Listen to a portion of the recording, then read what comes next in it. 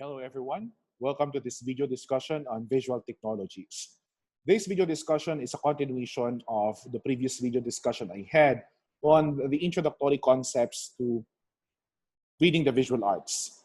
In the previous video discussion, I discussed about selection and omission as a process for us to read visual arts more effectively. This time, the focus of my discussion will be about visual technologies. How do our bodies and brains engage with the world around us? What do we usually do when we, for example, create meaningful insights out of the things happening around us or out of the present elements in a certain multimodal text or visual arts? Now, our brains and our bodies could actually have a contributing factor to how we understand all these things, to how we understand the world from a general perspective, and how we draw meaning from what we actually see and from the different elements present in a visual art or a reading text. Bourdieu cites that the relation to the world is a relation of presence in the world, of being in the world in the sense of belonging to the world. Now, if we are to dissect this statement coming from Pierre Bourdieu, we could definitely understand that the way we relate to the world is actually understanding our very own presence in this world. It always goes down to our existence. Who are we in existence to this world?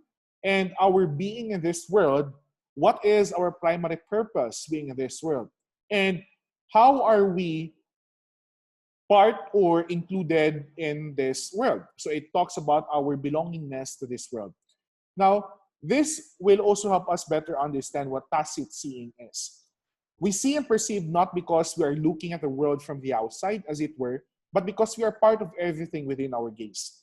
Our understanding of the different things happening around us, or our perspective of the different, for example, different elements present in a visual text, or how we see the world generally speaking, could definitely be because of our belongingness to this world. This everything, of course, includes our habitus, okay, which includes our background, our tastes, our tendencies, and our disposition, our principles in life, as well as our physical aptitude and status. Who are we being existing in this world? What's our primary purpose? What is our sense of existence? Now, if we go back to the principle of constancy, this states that past experiences of the viewer will influence what is perceived. Okay? So for example, if we see a multimodal text or a visual art, our understanding of that masterpiece will heavily rely on our past experiences as well. And not only that, we also consider our background, our tendencies, our disposition, our principles, our emotions during that time when we are interpreting a visual art or a text. Now, that enables us to fully understand as well our situation, our position in this world. Where are we currently in this world?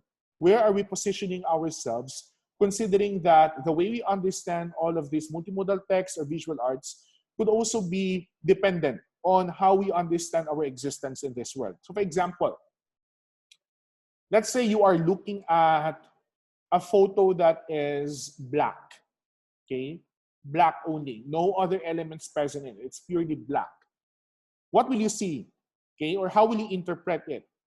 Now, if we are to put it on our personal context or from our perspective, we should relate it to our disposition or we should relate it to our life experiences as well.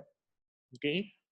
Some of us might say that that picture or black picture will simply suggest that your life is black or there's something missing in your life. Or some of you might interpret it as something that is the presence of, or something that suggests absence or the presence of vastness, okay? Or incomprehensible vastness in your life, or thinking that there could be something missing in your life, okay? Now, it heavily depends on your perspective, in your disposition, or it could also be based on your emotion, the way you interpret it. Now, seeing could also be a form of literacy, okay? Because it helps you develop sophisticated literacy in the various components of written language. So when we see as a form of literacy, we learn the shapes of the letters, that when we automatically see this symbol, we could automatically say that this is letter A, letter B, and the rest of the letters or the alphabets. Now, we also learn how words look like, and we also learn grammar and syntax. So syntax refers to the structure of the sentences. And with these literacies and discipline-specific training, we can actually write or read anything, okay? We can actually identify or create our own abstract philosophy, understanding of the different things around us, or, from basic things to the complex ones, such as making shopping lists or making essays or paragraphs, things like this. When we learn how to see as a form of literacy, we know how signs or symbols are made.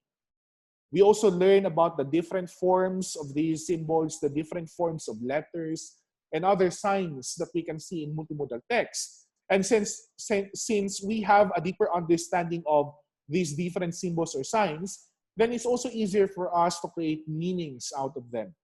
So that's seeing as literacy. We also have this concept called arresting reality, or we also term it as arrested image. This one is most often associated with the field of photography because photographs perfectly freeze time and motion in a way that no other art form really achieves. So when you take a picture of it, there is this process wherein you arrest the reality, meaning you capture the reality and freezes it through a visual art. Okay, so that's how you arrest reality. Now, to end this discussion, I'd like to focus more on the new technologies of seeing. With the contemporary or the modern approaches to visual arts or multimodal text, with the proliferation of multimodality not only in the physical space but also in virtual spaces, we can already say that there have been new technologies developed. And these new technologies may involve photography, cinemas, television, and other multimodal forms which deliver different types of meanings to varied audiences. So let's say we have photography. So when you say photography, you do not focus only on the stillness of the image or on the subject being captured. You also focus on the angling, the lines, the shades, okay, the background, all of the elements present in the photography. Now, photography has become a new technology because it allows us to see different meanings also coming from different perspectives. Second one, you also have cinemas, okay, or movies or films. Now, the use of multimedia will also allow us to create different meanings through different elements, okay, non-linguistic elements present in that in that genre. So, for example, we have movements coming from the characters, the words, the background music, the sounds used, okay, the lighting. All of these elements also contribute to how we see or perceive all elements present in that genre. Third one, you also have television. Television, which basically contains also different genres producing different forms or images. And the way we perceive also the social realities through television may also depend on how television projects these realities. Okay? Apart from that, we also have more progressive or more advanced technologies of seeing, such as virtual realities and artificial intelligence. So, for example, when you say virtual reality, of course, with the use of advanced technology, we can already see that even in the virtual space, we can feel that there is somehow reality to it. Okay? And that's one way for us to also imagine that virtual spaces could be turned to real spaces where you can first-handedly experience all of these things happening virtually. Okay? Now, the purpose for us to better know more on these new technologies is for us to also understand that as time progresses and as our world experiences industrialization and the boom of technology, there will also be other means or modes of seeing visual arts or text. And multimodality comes into play for us to really realize that there could be other or varied modes of delivering messages, not only written or spoken. You could also have through the use of visuals, through the use of sounds, proximity or distance, or the merging of all this, or the so-called intertextuality. And the moment that we learn how to understand this multimodality and its presence in our modern world, that's the time that we create meaningful frames, okay? Meaningful perspectives of the things happening around us, not only within our lives, but also the things happening across the globe. So, if you have further questions about this discussion, can you post them in the open forum? Thank you very much for watching and listening to this video discussion.